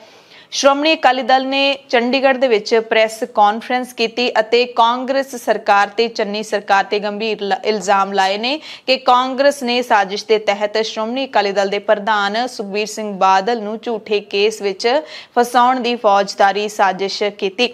ਉਹਨਾਂ ਦੱਸਿਆ ਕਿ ਸਰਕਾਰ ਨੇ 22 ਅਕਤੂਬਰ ਨੂੰ ਪੰਜਾਬ ਰਾਜ ਭਵਨ ਦੇ ਗੈਸਟ ਹਾਊਸ ਦੇ ਵਿੱਚ ਮੀਟਿੰਗ ਕਰਕੇ ਇਹ ਸਾਜ਼ਿਸ਼ ਰਚੀ ਤੇ ਪਾਰਟੀ ਨੇ ਮੰਗ ਕੀਤੀ ਹੈ ਕਿ ਬੇਅਦਬੀ ਮਾਮਲੇ ਦੀ ਸਾਰੀ ਜਾਂਚ ਪੰਜਾਬ ਤੇ ਹਰਿਆਣਾ ਹਾਈ ਕੋਰਟ ਦੇ ਮੌਜੂਦਾ ਜੱਜ ਦੀ ਨਿਗਰਾਨੀ ਦੇ ਵਿੱਚ ਕਰਵਾਈ ਜਾਵੇ। ਕਾਂਗਰਸ ਦੀ ਇਸ ਗੁਪਤ ਬੈਠਕ ਦਾ ਭਾਂਡਾ ਭੰਨਦਿਆਂ senior Akali leader Maheshinder Singh Grewal, professor Prem Singh Chandumajra ਤੇ ਡਾਕਟਰ ਦਲਜੀਤ ਸਿੰਘ ਚੀਮਾ ਨੇ ਸਾਂਝੀ ਪ੍ਰੈਸ ਕਾਨਫਰੰਸ ਕੀਤੀ ਅਤੇ ਦੱਸਿਆ ਕਿ ਮੁੱਖ ਮੰਤਰੀ ਚਰਨਜੀਤ ਸਿੰਘ ਚੰਨੀ ਅਤੇ ਗ੍ਰਹਿ ਮੰਤਰੀ ਸੁਖਜਿੰਦਰ ਸਿੰਘ ਰੰਧਾਵਾ 22 ਅਕਤੂਬਰ ਨੂੰ ਸਵੇਰੇ सवेरे 11:30 वजे तो ਦੁਪਹਿਰੇ 1:30 ਵਜੇ ਤੱਕ ਪੰਜਾਬ ਰਾਜ ਭਵਨ ਦੇ ਗੈਸਟ ਹਾਊਸ ਵਿੱਚ ਹੋਈ ਗੁਪਤ ਮੀਟਿੰਗ ਵਿੱਚ ਸਾਜ਼ਿਸ਼ ਰਚਣ ਦੇ ਜ਼ਿੰਮੇਵਾਰ ਨੇ ਤੇ ਉਹਨਾਂ ਦੇ ਨਾਲ ਕਈ ਜਿਹੜੇ ਵੱਡੇ ਅਫਸਰ ਵੀ ਮੌਜੂਦ ਸਨ ਅਤੇ ਕਈ ਵਿਧਾਇਕ ਵੀ ਮੌਜੂਦ ਸਨ। प्रोफैसर चंदू माजरा ते डॉक्टर चीमा ने वेरवे दसे इस सारी साजिश दे इल्जाम लाए ने अते पंजाब दे राजपाल नूं बेनती कीती है कि वो मामले दे विच ढुकवीं कार्रवाई करन अते राजपाल दे नाल मुलाकात करन दी भी जानकारी दित्ती है। उन्हां ने कहा कि पार्टी नूं राज भवन दे उस हिस्से दी 22 अक्तूबर दी CCTV फुटेज दित्ती जावे जिथे मीटिंग हुई सी, यानी कि अकाली दल ने मंग कीती है कि सानूं उस दिन दी उस टाइम दी CCTV फुटेज दवाओ, राजपाल नूं कहा गया। देखो किड्डी घटिया किड्डी कोझी इस गल विच मैं समझदा कि इदू घटिया राजनीति इदू घटिया तब्दीश नहीं हो सकती जिहदे विच chief minister, home minister, DGP, home secretary, APS Deol, AG, SIT दा इंचार्ज परमार, मुखविंदर सिंह ते रिटायर अफसर खटड़ा साहब ते सोल ਜਿਹੜੇ ਆ ਉਸ ਕੌਨਸਪੀਰੇਸੀ ਵਿੱਚ ਸ਼ਾਮਲ ਹੋਏ। ਤੇ ਉਦੋਂ ਦੁੱਖ ਦੀ ਗੱਲ ਕੀ ਹੈ ਕਿ ਇਹ ਕੌਨਸਪੀਰੇਸੀ ਰਚੀ ਕਿੱਥੇ ਜਾ ਰਹੀ ਹੈ? ਕੌਨਸਪੀਰੇਸੀ ਰਚੀ ਜਾ ਰਹੀ ਹੈ ਇਹ ਜਿਹੜੀ ਗਵਰਨਰ ਹਾਊਸ ਦਾ ਗੈਸਟ ਹਾਊਸ ਆ ਨੈਕਸੀ। ਅਸੀਂ ਅੱਜ ਗਵਰਨਰ ਸਾਹਿਬ ਨੂੰ ਵੀ ਇਹ ਮਿਲ ਰਹੇ ਹਾਂ ਕਿ ਗਵਰਨਰ ਸਾਹਿਬ ਇਹ ਕਨਸਟੀਟਿਊਸ਼ਨਲ ਹੈਡ ਦੀ ਰੈਜ਼ੀਡੈਂਸ ਹੈ, ਇੱਥੇ ਕੌਨਸਪੀਰੇਸੀ ਨਹੀਂ। ਸਾਨੂੰ 22 ਅਕਤੂਬਰ ਦੀ CC ਕੈਮਰਿਆਂ ਦੀ ਰਿਕਾਰਡਿੰਗ ਦਿਓ ਕਿ ਤੁਹਾਡੇ ਇੱਥੇ ਗੈਸਟ ਹਾਊਸ 'ਚ ਕੌਣ-ਕੌਣ ਬੰਦੇ ਆਏ, ਕਿੰਨੀ ਦੇਰ ਰਹੇ ਤੇ ਉਹਨਾਂ ਨੂੰ ਇਸ ਕੰਮ ਲਈ ਦਿੱਤਾ ਕਿਉਂ ਗਿਆ ਹੈ ਗਵਰਨਰ ਹਾਊਸ ਕਿ ਇਹ ਕਨਸਪੀਰੇਸੀ ਕਰਦਿਆਂ ਹੋਇਆ ਤੁਸੀਂ ਕੀਤਾ। पंजाब कांग्रेस के प्रधान नवजोत सिंह सिद्धू ने पंजाब के आर्थिक हालातों को लैके वड्डा दावा किया है। सिद्धू ने कहा कि जेकर पंजाब के सिर चढ़िया करजा ना लाहिया तो सूबे दे विच सिविल वॉर वर्गे हालात पैदा हो जाएंगे, यानी कि पंजाब दे विच इन्नी हाहाकार मच जाएगी कि लोग अपने हथ दे विच ही कानून लै लैणगे। इसका मतलब यही हुंदा सिविल वॉर का कि लोग आपस दे विच लड़न लग जाण, किसी भी कानून नूं ना मन्नण। सिद्धू ने प्रेस कॉन्फ्रेंस की सी 11 नवंबर नूं, जिस दिन पंजाब विधान सभा का खास सैशन होया सी। सिद्धू ने कहा कि पंजाब दे आमदनी के स्रोत खत्म हो रहे ने, कर्जा लैके असीं कर्जा मोड़ रहे हैं। जे यही स्थिति रही तो पंजाब रहन लायक भी नहीं रहेगा। सिद्धू ने कहा कि 24% सूबे की कुल इनकम है जिहड़ी ओह ब्याज दे विच जा रही है। सिद्धू ने कहा कि सूबे के निजी स्रोतों का लाभ किसी निजी जेबां दे विच जा रहा है तो कर्जा लैके कर्जा मोड़िया जा रहा है। बड़े खतरनाक हालात ने, जे ठल ना पाई तो पंजाब सिविल वॉर वाल बढ़ेगा, यह सूबा रहन जोगा नहीं रहेगा। सस्ती बिजली होएगी, हर चीज असीं लोक हित च करांगे, लोकां नूं हिस्सेदार बना के करांगे, भागीदार बना के करांगे। लोकां दी ताकत टैक्सां दे रूप दी जिहड़ी आउंदी है वापस डेवलपमेंट दे फॉर्म दे विच, सड़कां दे रूप दे विच, हस्पतालां दे रूप दे विच, टोलां तो पैसे बंद करांगे। ये वापस तां आऊ, हो सकदा टाइम लगे क्योंकि 25-30 साल दी चोरी है, कुरीतियां ने, एक सिस्टम है। जिद्दन उत्ते ईमानदार आदमी आउंदा सिस्टम आपे बंदे दा पुੱਤ बन जांदा। सिद्धू के इस बयान से बीजेपी के लीडर अनिल सरीन ने कहा है कि अज जो हालात पैदा हुए ने वो कांग्रेस की अपनी वजह करके ही हुए ने। कांग्रेस ने देश का कर्जा 2 लाख करोड़ तो वधा के 3 लाख करोड़ रुपये कर दिता है। सो नवजोत सिंह सिद्धू नूं जिथे पंजाब सिर चढ़े करजे की फिक्र है, उत्थे सिद्धू अकालियां नूं भी चंगे हत्थी लैंदे ने, बड़े करड़े हत्थी लैंदे ने। ते नवजोत सिंह सिद्धू की पत्नी नवजोत कौर सिद्धू भी घट नहीं है। नवजोत कौर ने अकाली लीडर बिक्रम मजीठिया नूं बदमाशी ते गैंगस्टरां दा जन्मदाता दस्सिया है। इल्जाम लाया कि बिक्रम मजीठिया दे आउण तो बाद ही अकाली दल विच झूठे परचे दर्ज करवाउण दी सियासत दी शुरुआत हुई। कहंदे जदों असीं भाजपा दा हिस्सा सी तां प्रकाश सिंह बादल नूं असीं सलाह दित्ती सी कि जेकर वो अकाली दल दा भला चाहुंदे ने ਤਾਂ ਉਹ ਸੁਖਬੀਰ ਬਾਦਲ ਨੂੰ ਸਲਾਹ ਦੇਣ ਕਿ ਬਿਕਰਮ ਮਜੀਠੀਆ ਨੂੰ ਪਾਰਟੀ ਵਿੱਚ ਜ਼ਿਆਦਾ ਅੱਗੇ ਨਾ ਆਉਣ ਦਿੱਤਾ ਜਾਵੇ। ਇੱਕ ਵਾਰ ਫਿਰ ਸਿੱਧੂ ਨੇ ਡਰੱਗ ਮਾਮਲੇ ਦੀ ਜਾਂਚ ਰਿਪੋਰਟ ਤੇ ਅਗਲੀ ਸੁਣਵਾਈ ਦਾ ਹਵਾਲਾ ਦਿੰਦਿਆਂ ਕਿਹਾ ਕਿ ਜਲਦ ਹੀ ਡਰੱਗ ਮਾਫੀਆ ਚਲਾਉਣ ਵਾਲੇ ਲੋਕਾਂ ਦਾ ਅਸਲੀ ਚਿਹਰਾ ਪੰਜਾਬ ਦੇ ਸਾਹਮਣੇ ਹੋਊਗਾ। हाई कोर्ट ने ऑलरेडी मैनू एग्जैक्ट डेट याद नहीं, मैनू लगता है 19 नवंबर 19 नवंबर नू रिपोर्ट जनतक हो रही है, खुल रही है। जजा ने क्या सीगा, डबल बेंच का जज है, उन्होंने क्या सी सानू पढ़न नू रिपोर्ट टाइम चाहिए हैगा। वो रिपोर्ट जदों खुलेगी पहला नाम आएगा। सारे कहते सीगे खैरा भी नहीं फड़िया जाएगा, जदों कि ईडी का नोटिस आया सीगा थोड़े सामने खैरा भी फड़िया गया क्योंकि उन्हें किते ना किते बाहरले पैसों का ਕੀਤੀ ਸੀਗੀ ਪ੍ਰੋਬਲਮ। ਪਹਿਲਾਂ ਤੁਸੀਂ ਕਦੇ ਨਹੀਂ ਦੇਖਿਆ ਵੀ ਐਮਐਲਏ ਫੜੇ ਗਏ। ਬੈਂਸ ਬ੍ਰਦਰ ਦੇ ਵੀ ਰੇਪ ਦਾ ਪਰਚਾ ਹੋਇਆ, ਪਹਿਲਾਂ ਤਾਂ ਕਦੇ ਨਹੀਂ ਹੋਇਆ। ਸੋ ਜੇ ਸਾਡੀ ਸਰਕਾਰ ਆਈ ਹੈ ਤਾਂ ਥੋੜੇ ਜਿਹੇ ਸਟ੍ਰਿਕਟ ਹੋ ਰਿਹਾ ਹੈ, ਤਾਂ ਲੋਕ ਫੜੇ ਜਾ ਰਹੇ हैं। ਆਮ ਆਦਮੀ ਪਾਰਟੀ ਨੇ ਪੰਜਾਬ ਵਿਧਾਨ ਸਭਾ ਦੇ ਖਾਸ ਇਜਲਾਸ ਨੂੰ ਫੇਲ ਕਰਾਰ ਦਿੱਤਾ ਹੈ। ਪੰਜਾਬ ਵਿਧਾਨ ਸਭਾ ਦੇ 2 ਰੋਜ਼ਾ ਇਜਲਾਸ ਨੂੰ ਫੇਲ ਕਰਾਰ ਦਿੰਦਿਆਂ ਮੁੱਖ ਮੰਤਰੀ ਚਰਨਜੀਤ ਸਿੰਘ ਚੰਨੀ ਤੋਂ ਆਮ ਆਦਮੀ ਪਾਰਟੀ ਦੇ ਲੀਡਰ ਹਰਪਾਲ ਸਿੰਘ ਚੀਮਾ ਨੇ ਪੁੱਛਿਆ ਹੈ ਕਿ ਵਿਧਾਨ ਸਭਾ ਦੇ ਖਾਸ ਇਜਲਾਸ ਦੇ ਵਿੱਚ ਪੰਜਾਬ ਤੇ ਪੰਜਾਬ ਵਾਸੀਆਂ ਦੇ ਹਿੱਤਾਂ ਦੇ ਲਈ ਤੁਸੀਂ ਖਾਸ ਕੀ ਕੀਤਾ ਹੈ। ਹਰਪਾਲ ਸਿੰਘ ਚੀਮਾ ਨੇ ਕਿਹਾ ਕਿ ਚੰਨੀ ਸਰਕਾਰ ਨੇ ਵਿਧਾਨ ਸਭਾ ਦੇ ਵਿਸ਼ੇਸ਼ ਇਜਲਾਸ ਦੇ ਨਾਂ ਤੇ ਕੇਵਲ ਡਰਾਮਾ ਹੀ ਕੀਤਾ। ਇਸ ਡਰਾਮੇ ਤੇ ਕਾਂਗਰਸ ਸਰਕਾਰ ਨੇ ਪੰਜਾਬ ਦੇ ਕਰੋੜਾਂ ਰੁਪਏ ਬਰਬਾਦ ਕਰ ਦਿੱਤੇ ਨੇ ਤੇ ਅਸੀਂ 12 ਨਵੰਬਰ ਦੀ ਖਾਲਸ ਚਰਚਾ ਦੇ ਵਿੱਚ ਸਾਰੀ ਚਰਚਾ ਖੋਲ ਕੇ ਕੀਤੀ ਹੈ ਕਿ ਆਖਿਰਕਾਰ ਪੰਜਾਬ ਦੀ ਸਰਕਾਰ ਨੇ ਵਿਧਾਨ ਸਭਾ ਦੇ ਵਿੱਚ ਕੀ ਖਾਸ ਕਰ ਦਿੱਤਾ ਜਾਂ ਫਿਰ ਕਰੋੜਾਂ ਦਾ ਖਰਚਾ ਹੀ ਕੀਤਾ ਹੈ।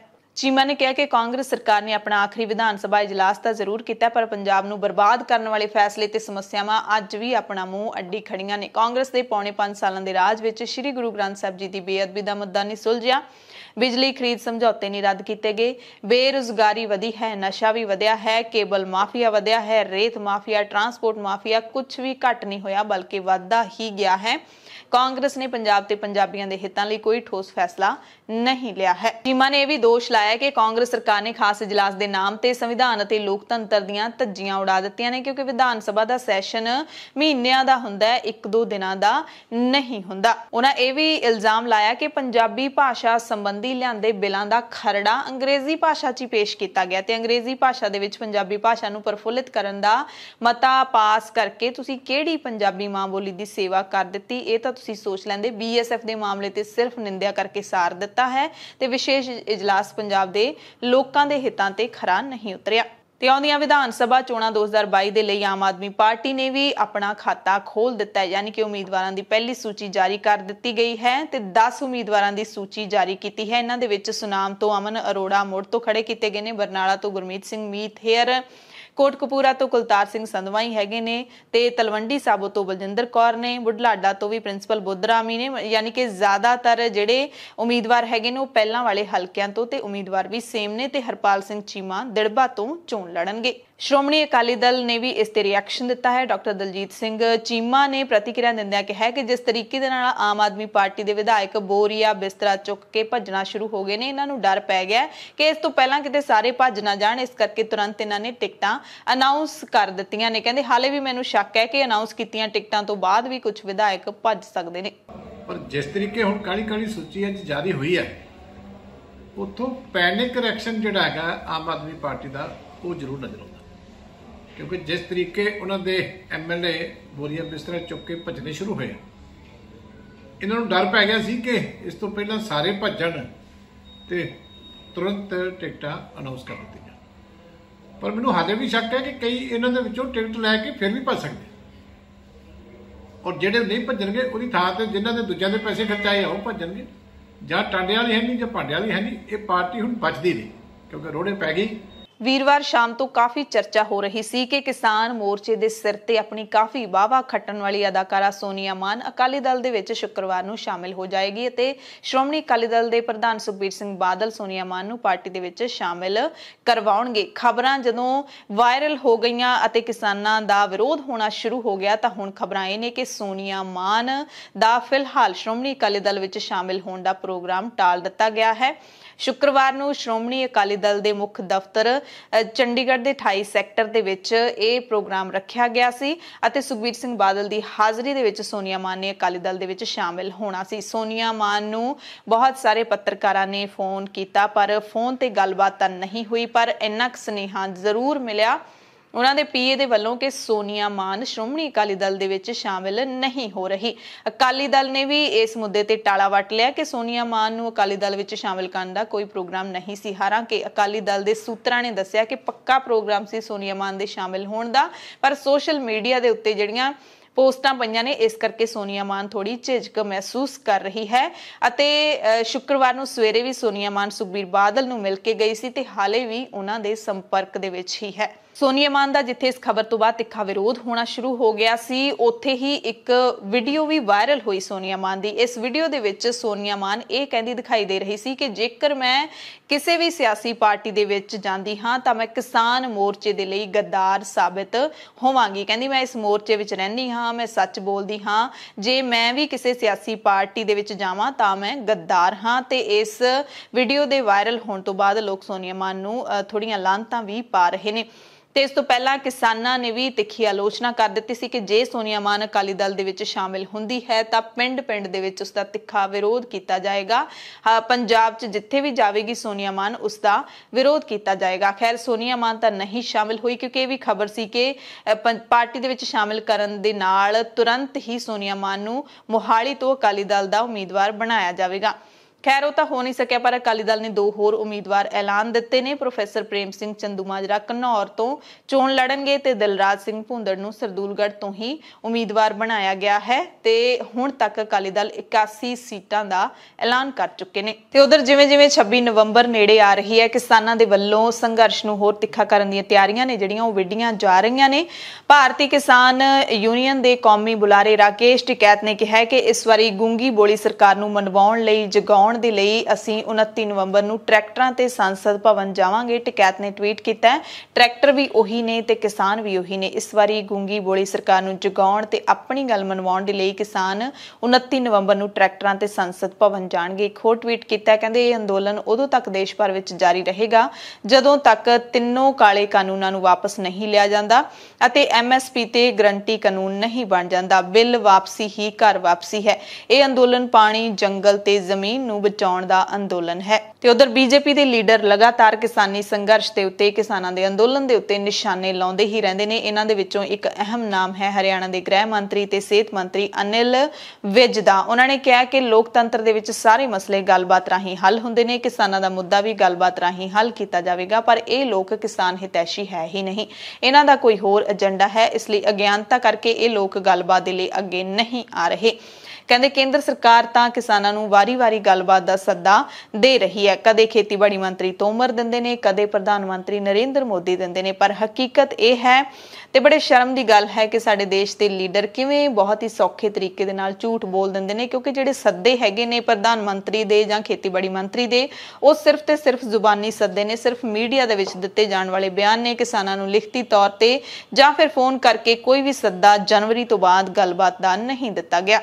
ਫਗਵਾੜਾ ਤੋਂ ਖਬਰ ਹੈ ਜਿੱਥੋਂ ਦੇ ਸਨਅਤਕਾਰ ਅਸ਼ੋਕ ਗੁਪਤਾ ਦੇ ਕਰੰਟ ਅਕਾਊਂਟ ਦੇ ਵਿੱਚੋਂ 28,84,000 ਰੁਪਏ ਟ੍ਰਾਂਸਫਰ ਹੋਣ ਉੱਤੇ ਪੁਲਿਸ ਵੱਲੋਂ FIR ਦਰਜ ਨਾ ਕਰਨ ਦੇ ਰੋਸ ਵਿੱਚ ਸਨਅਤਕਾਰਾਂ ਨੇ SP ਦਫ਼ਤਰ ਦੇ ਮੂਹਰੇ ਧਰਨਾ ਲਾ ਦਿੱਤਾ। ਅਗਲੀ ਖਬਰ ਪੂਰੀ ਦੁਨੀਆ ਦੇ ਵਿੱਚ ਫੈਲੇ ਪ੍ਰਦੂਸ਼ਣ ਦੇ ਨਾਲ ਜੁੜੀ ਹੋਈ ਹੈ। ਕਿਹੜੇ ਮੁਲਕ ਦਾ ਕਿਹੜਾ ਸ਼ਹਿਰ, ਕਿਹੜੀ ਥਾਂ ਸਭ ਤੋਂ ਵੱਧ ਪਲੀਤ ਹੈ ਅਤੇ ਕਿਹੜਾ ਮੁਲਕ ਸਭ ਤੋਂ ਵੱਧ ਸਾਫ਼ ਹੈ, ਰਿਪੋਰਟ ਆਈ ਹੈ।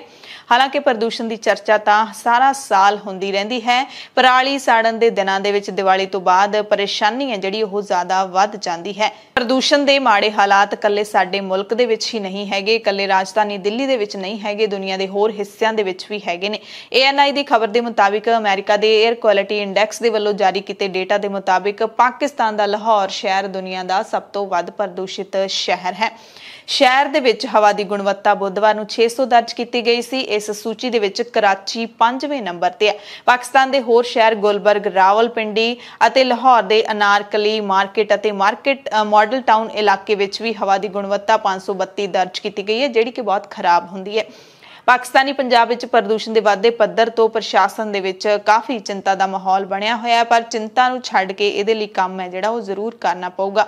ਜੇ ਪੰਜਾਬ ਦੀ ਗੱਲ ਕਰ ਲਈਏ ਤਾਂ ਪੰਜਾਬ ਦੇ ਵਿੱਚ ਸੂਬੇ ਦੇ ਪ੍ਰਦੂਸ਼ਣ ਕੰਟਰੋਲ ਬੋਰਡ ਦੇ ਵੱਲੋਂ ਪਰਾਲੀ ਸਾੜਨ ਤੇ 56 ਲੱਖ ਰੁਪਇਆ ਜੁਰਮਾਨੇ ਦਾ ਐਲਾਨ ਕੀਤਾ ਗਿਆ ਹੈ ਅਤੇ 11 ਨਵੰਬਰ ਨੂੰ ਪਟਿਆਲਾ ਸੂਬੇ ਦਾ ਸਭ ਤੋਂ ਗੰਦੀ ਹਵਾ ਵਾਲਾ ਸ਼ਹਿਰ ਬਣ ਗਿਆ ਸੀ, ਜਿੱਥੇ ਹਵਾ ਦੀ ਗੁਣਵੱਤਾ 296 ਦਰਜ ਕੀਤੀ ਗਈ ਸੀ। ਜੇ ਹੋਰ ਸ਼ਹਿਰਾਂ ਦੀ ਗੱਲ ਕਰ ਲਈਏ ਤਾਂ ਬਠਿੰਡਾ, ਜਲੰਧਰ, ਖੰਨਾ ਤੇ ਲੁਧਿਆਣਾ, ਮੰਡੀ ਗੋਬਿੰਦਗੜ੍ਹ ਦੇ ਵਿੱਚ ਲਗਾਤਾਰ ਪਟਿਆਲਾ ਤੋਂ ਥੱਲੇ ਹਵਾ ਦੀ ਗੁਣਵੱਤਾ ਜਿਹੜੀ ਉਹ ਦਰਜ ਕੀਤੀ ਗਈ, ਯਾਨੀ ਕਿ ਪਟਿਆਲਾ ਗੰਦੀ ਹਵਾ ਵਾਲਾ ਸਭ ਤੋਂ ਉੱਤਲੇ ਨੰਬਰ ਤੇ ਹੈ। ਉਸ ਤੋਂ ਬਾਅਦ ਜਿਹੜਾ ਹੈਗਾ ਰੋਪੜ ਦੇ ਵਿੱਚ ਹਵਾ ਥੋੜੀ ਜਿਹੜੀ ਸਾਫ਼ 161 ਦਰਜ ਕੀਤੀ ਗਈ। ਪੰਜਾਬ ਦੇ ਮੁੱਖ ਮੰਤਰੀ ਚਰਨਜੀਤ ਸਿੰਘ ਚੰਨੀ ਆਪਣੇ ਪਿੰਡ ਭਜੌਲੀ ਖਰੜ ਦੇ ਵਿੱਚ ਪਹੁੰਚੇ। ਚੰਨੀ ਨੇ ਸਭ ਤੋਂ ਪਹਿਲਾਂ ਪਿੰਡ ਦੀ ਦਰਗਾਹ ਤੇ ਰੁਮਾਲਾ ਚੜਾਇਆ, ਲੱਡੂ ਵੰਡੇ। ਇਸ ਤੋਂ ਬਾਅਦ ਮੁੱਖ ਮੰਤਰੀ ਚੰਨੀ ਦਾ ਪਿੰਡ ਵਾਸੀਆਂ ਦੇ ਵੱਲੋਂ ਜ਼ੋਰਦਾਰ ਸਵਾਗਤ ਕੀਤਾ ਗਿਆ। ਦੌਰਾ ਵੀ ਕੀਤਾ ਮੁੱਖ ਮੰਤਰੀ ਚੰਨੀ ਨੇ।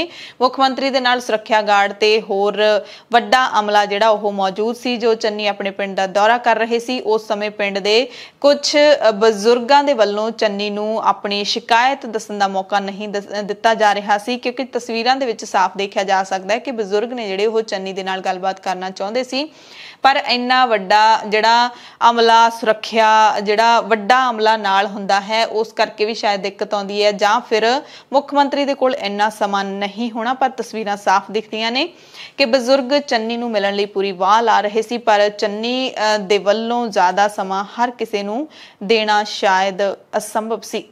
अपने पिंड का दौरा करन तो बाद मुख मंत्री चन्नी ने ट्वीट किया कि मैं अपने पिंड भजौली दे विच जिहड़ी जिन्नियां भी धार्मिक थावां सीगियां सब ते मैं नतमस्तक होया हाँ, अते मैं अपने पिंड दीयां गलियां दे विच जदों गुजर रहा सी तां मैनूं अपना बचपन है जिहड़ा ओह याद आ रहा सी, ते मैं अपने पिंड दे विकास दे लई 1 करोड़ रुपए दी ग्रांट दा ऐलान किया है। तो पंजाब के मुख मंत्री चरणजीत सिंह चन्नी दे पिंड भजौली दे हालात तां जरूर 1 करोड़ की ग्रांट दे नाल बदल जाणगे, ते हुण पंजाब दे बाकी पिंडां दे लोग भी जरूर ये सोचते होणगे कि काश साडे पिंड दे विच भी मुख मंत्री आ जाण, क्योंकि उदां तां ग्रांटां ने जिहड़ियां ओह मुश्किल नाल ही मिलदियां ने। पंजाब कांग्रेस दे विच नियुक्तियां तां बहुत हुंदियां रहिंदियां ने, पर कांग्रेस दा अंदरला कलेश है जिहड़ा ओह थमदा नहीं दिखाई दिंदा। कांग्रेस पार्टी दी प्रधान सोनिया गांधी ने पंजाब मामले दे इंचार्ज हरीश चौधरी दे नाल 2 ਸਕੱਤਰ नियुक्त कर दिते ने। ये नाम हर्षवर्धन अते चेतन चौहान ने, जिहड़े कि हरीश चौधरी दे नाल मिल के पंजाब कांग्रेस दे कलेश नूं रोकण दा यतन करनगे। पंजाब दीयां खास खबरां दे खास बुलेटिन दे विच तुहाडे सब तो इजाजत चाहुंदे हां।